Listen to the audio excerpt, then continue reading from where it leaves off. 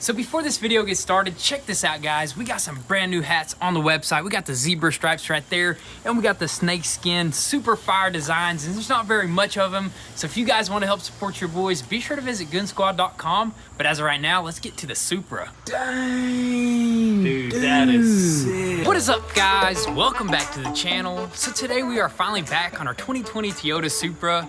As you guys seen, we finished up the 2018 Jeep Grand Cherokee Trackhawk, and that build was just absolutely epic.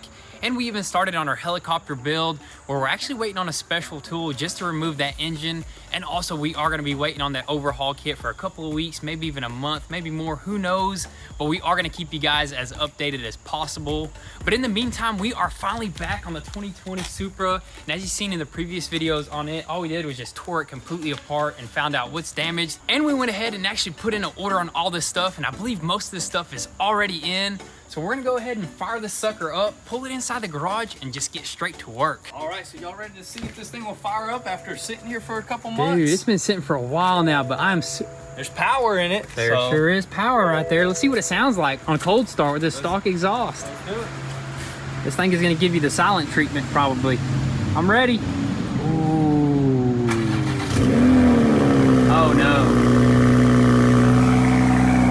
Is this thing a hybrid? Man, it don't sound as good as I thought it did, you know what I mean? I wonder if Corsa can hook us up with something. Somebody, help us out on this. It's too quiet. I know, right? But let's go ahead, I guess it'll drive, right? Yeah, it should drive. I believe we have a leak in that front little radiator, which that's probably the first thing that we need to take care of. Situated and take care of. And then right now, let's go ahead and pull it in the garage. Let's just pull it inside and we'll get a game plan down.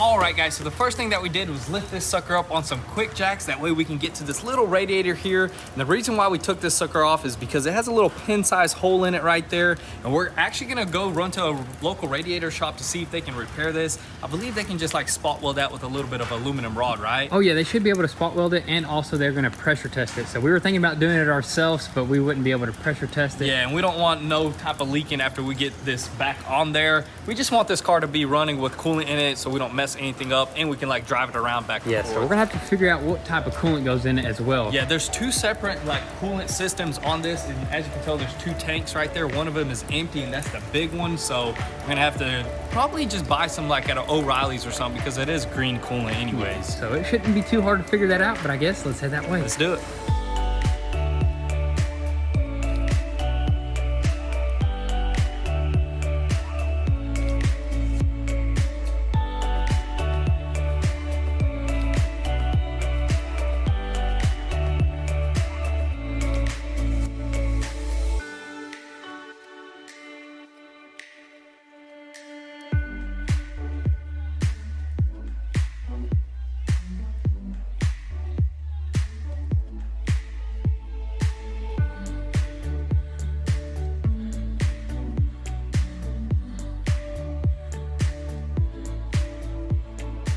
All right, so we are back from the radiator shop, and they actually ended up fixing this thing in 3 different spots right there and right there. But this sucker has been tested, pressure tested, and it should not leak when we throw it back on. And also, while we were at it, we picked up some coolant, and we ended up getting this AutoZone universal coolant, which is green in color. We did find some European coolant at the store, but it was blue, and we really did not want to mix the green color that's coming out of there. So this stuff should be perfectly fine. So let's go ahead and throw this radiator back on the car and then fill up the system.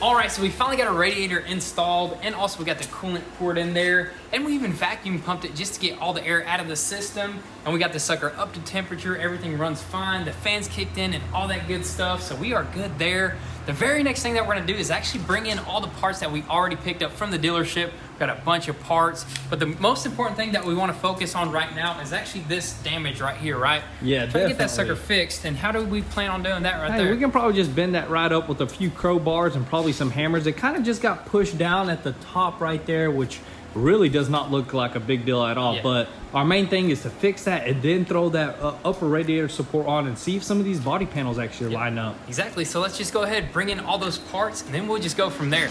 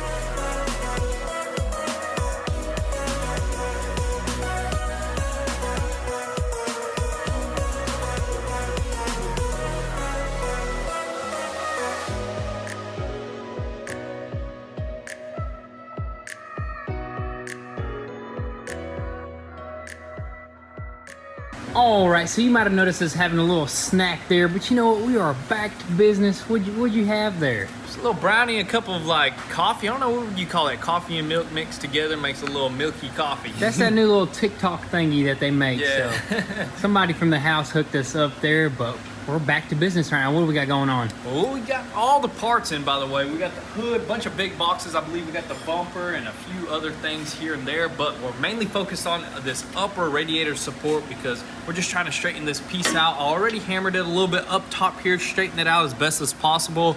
But according to the tram gauge in the new part over here, it looks like we may have to pull this thing forward a little bit, like a quarter of an inch. Yeah, so it wants to go like that pretty much, Yeah, right? it wants to just bend open right here. Kind of got pushed back during the accident, so shouldn't be a big deal. We're thinking about using the winch that we have on the ground over here, or we may even bring in the forklift. I think the forklift is the best bet because we actually got a sliding hammer as well. We were thinking about using that because it is aluminum. It shouldn't be too hard, but there's no like perfect attachment on that sucker. So I guess forklift it is, ain't it? Yeah, I guess we'll just like chain it up and just put it to the boom and just slide it back. So let's go ahead and fire that sucker up.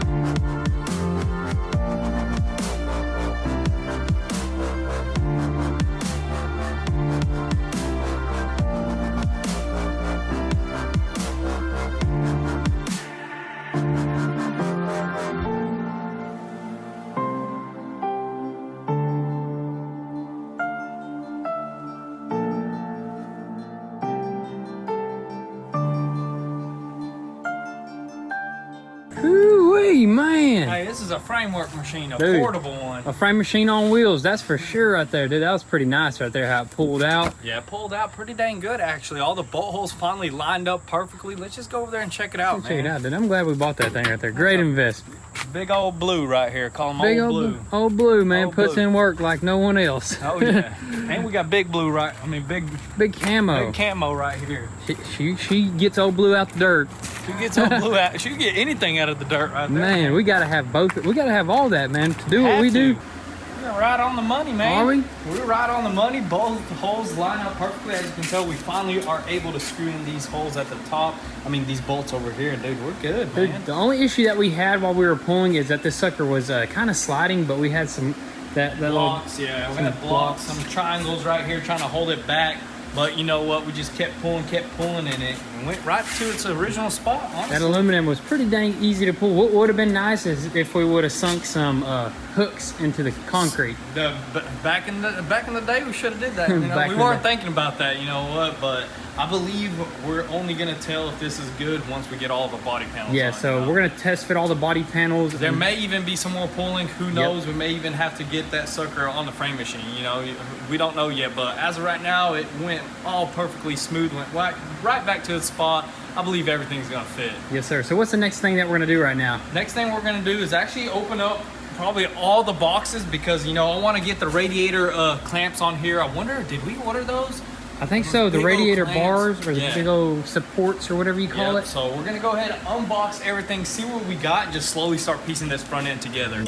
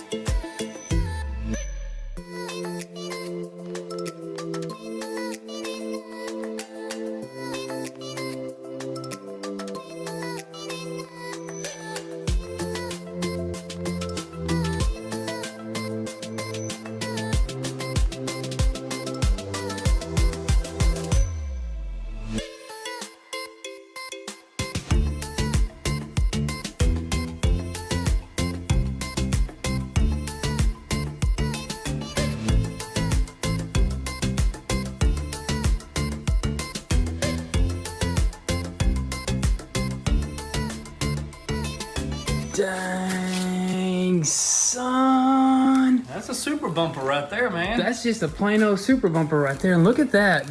It's primed and everything. So far with all the parts, man, they've been on point. Probably one of the best ways that we got brand new parts. You know, everything is boxed up 100%. Nothing is just bubble wrapped and that's it, you know? That's a German engineer for sure. And there was a lot of it said Toyota partnered in, what did it say, in partnership with BMW or something like that. that. These parts, I believe, are made in Germany or Europe. I mean, the car, I believe, is made in Europe, so. Yep, that's a European Supra right there, which is pretty dang cool, man. Yeah. As the more we work on this the more we work on this car, the more and more actually kind of liking it now. Yeah, you know what I mean? Figuring all this stuff out, knowing that it's made in a totally, different way than a normal BMW or Toyota is made, it's crazy. Dude, it's pretty dang complex. As you can tell, a bunch of these little parts right here is just front end components to hold up the radiator support, hood latches. The hood latches are pretty crazy right there too. Yeah, they have their own little bracket thing right here, which is pretty crazy. That's bracket huge. Mechanism. Also, we got those Supra covers, whatever, engine bay covers. Yeah, there's some dress up pieces, for these big this engine bay is huge. The way the hood is set up, it's all the way across, so you need some big old covers to make it nice. Open up that hood though, man. That's huge, man. We may have to hold that off a little bit. We may have to first try to figure out where all this stuff goes. It's been it's been a month or so since we worked on this thing, so we're gonna have to start piecing this together slowly. But I believe I have some pictures on my phone. Yeah, so that's always a good thing to have, just to reflect upon. But I guess let's start doing some front end work over here. Let's do it.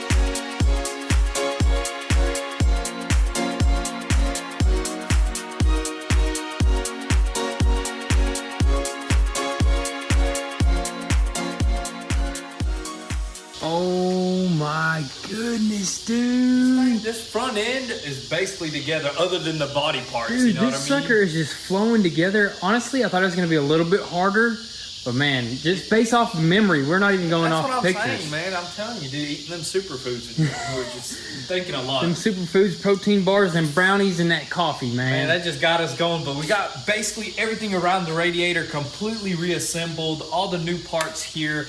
This is actually a used part. I believe this is just how the bumper is, like, so it doesn't like flex or something in there. It's like the nose of the. Looks like a beak. Yeah. But we got this new lower. What would you call this? That's an air shroud or.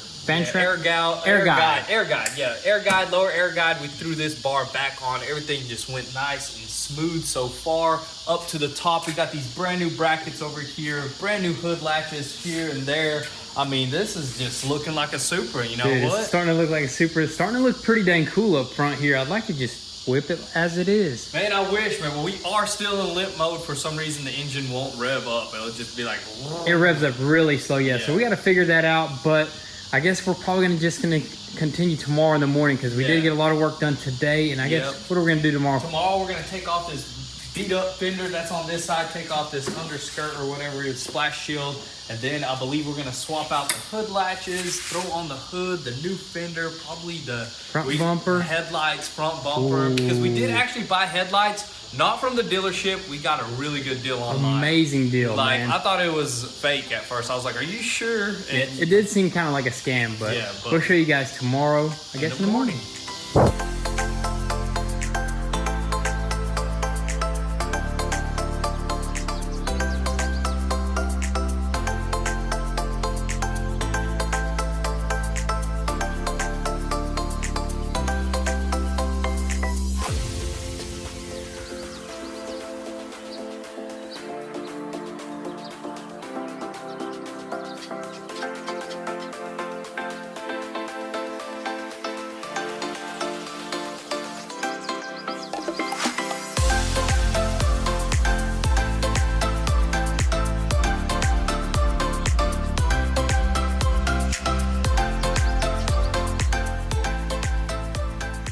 Alright, so it is actually the next day here. We just got straight to work on removing this fender. It actually turned out to be a lot more work than we expected. We had to set this car up in a certain way, that way we could remove these quick jacks and just access all the bolts underneath to the under tray. Then we got the side skirt off, and we even had to pop off this water tank right here just to get to some bolts.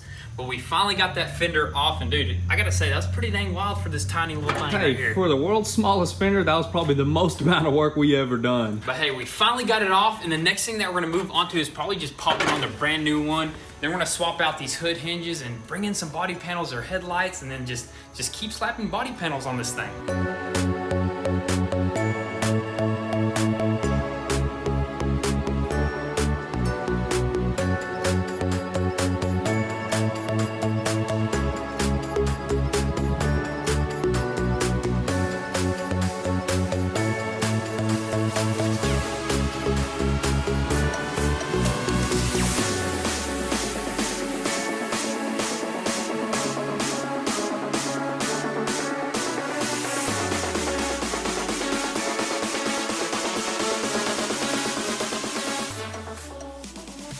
All right, so we got that fender on the car along with our hood hinges, and we got these little bumper slash headlight brackets on both sides on. Now it is time to go ahead and crack open these headlights right here that we got for around 1,300 bucks for both of them, right? That is insane, because when we went to the dealership and asked them how much a headlight was, they gave us a price of like 2,000 bucks. Oh yeah. And these are GR edition or launch edition, right? Yeah, they're launch edition. They have a little bit of red in there, but I do believe that they're not complete headlights. I believe you have to install your own ballast on them. So. And we got all that stuff. We got the broken headlights somewhere in a pile somewhere, but look at that. You got Toyota genuine parts right there. Dude, this is crazy. We thought it would have came in like a little piece for a Lego or something. Yeah, we didn't know that this was true because the description was very minimal. It was like short. It was just said like 2020 Supra headlights, and that's it. And I actually made an offer, so we got a little bit of a price cut on them as well. I mean, it doesn't hurt. Always try to get good prices. What if they just don't work at all? You know, I don't know. I mean, they look brand new to me. Look at this. Pop one out. We did check one of them out because we dang. Dude, and they got the red over there. You see that? So these are GR. What are we missing back here? Oh yeah, so we're missing this little, like, I believe a little ballast that goes here, and I believe that's it, we had that stuff. So man, I say we go ahead and slap both of these headlights on here and just see what it looks like.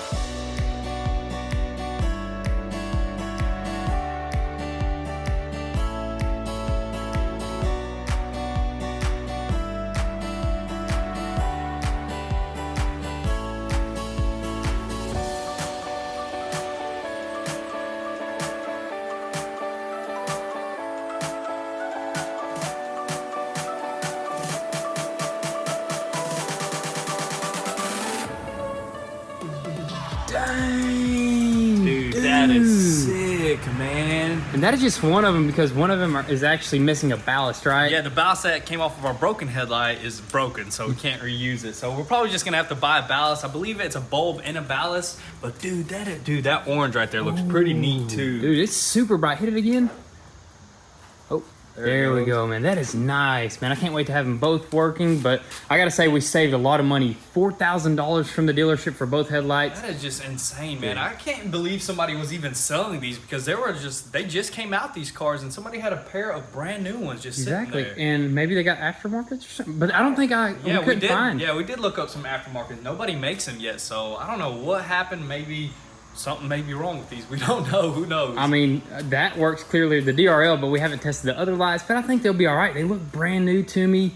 But dude, $1,300 is so much better for both of these rather than paying that $4,000. Oh yeah, but right now, what do you say? You want to go ahead and unbox that hood and see if we can throw it on? Dude, let's do it. Let's do it.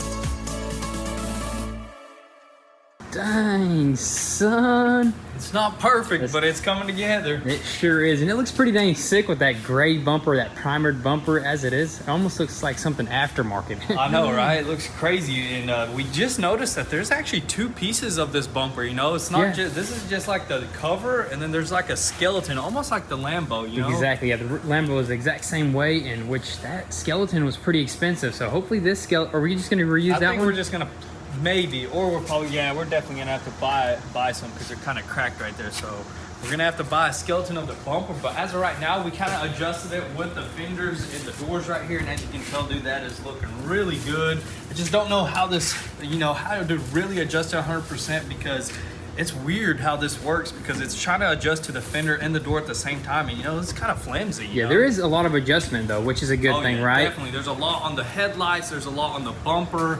And there's even adjustment on the hood latch. It will go in and out, which is pretty crazy. Which is a good thing, I guess, but it's going to make it a little bit more difficult. But you know what? We always like a little bit of a challenge. But so far, dude, this thing has come a long ways. We actually got a lot more done than I thought we were. I know, right? But dude, it's crazy. We're definitely gonna have to order some more parts. We need like some more parts here and there, like extra hood latches and a few other little brackets and stuff. But other than that, dude, it is coming together. Alrighty guys, so that is pretty much gonna be a wrap for today's video. The Supra is finally back and it is coming together quick. Well, we got some pretty cool things planned for this thing, so make sure your post notifications are on so you don't miss out on anything. And also, if you want an inside scoop before YouTube, definitely give us a follow on Instagram at goonzquad. Also guys, I do want to mention that we just got some brand new hats on the website. You got the zebra stripe as well as the snake skin. These are super fire and they're very limited. So if you guys want to help support your boys, definitely be sure to visit goonzquad.com and copy one. But with all that being said, thank you guys so much for all the love and support. Be sure to drop your comments and thoughts down below, and we'll catch you guys next time. Peace.